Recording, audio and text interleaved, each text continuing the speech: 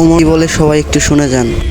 আজকে সকাল থেকে একটা নিউজ সোশ্যাল মিডিয়াতে ঘুরতেছে। তোফাজ্জল নামের একটা ব্যক্তি, যিনি চুরি করছে এই সন্দেহ করে বিশ্ববিদ্যালয়ের মেধাবী স্টুডেন্টরা তারা। আবার এটাও জানা গেছে সে নাকি কোনো স্বাভাবিক মানুষ না, সে একটা পাগল। আমি বাদ দিলাম সে একটা পাগল, আমি মাইনে নিলাম সে একজন স্বাভাবিক মানুষ, আমি মাইনে নিলাম সে চুরি করছে। কিন্তু আপনারা তো মেধাবী, কোন মেধায় বলে এইভাবে একটা মানুষকে। আবার একটা ভিডিওতে দেখা গেছে খাওয়ানো দাওয়ানো হয়েছে, খাওয়ানোর সময় তারা এটা জিজ্ঞাসা করা হয়েছে খাবারটা কেমন, সে বলছে ভালো। তারা যখন খাওয়ানো হইতেছিল সে কি জানতো খাবার শেষে।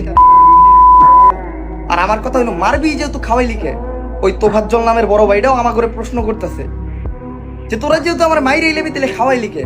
আমাদের স্বাধীন বাংলাদেশ থেকে এমন, এটা যতবারই আমি দেখতেছি, এটার কাহিনী আমি যতবারই পড়তেছি, আমার ততবারই মাথায় আগুন উঠে যেতেছে।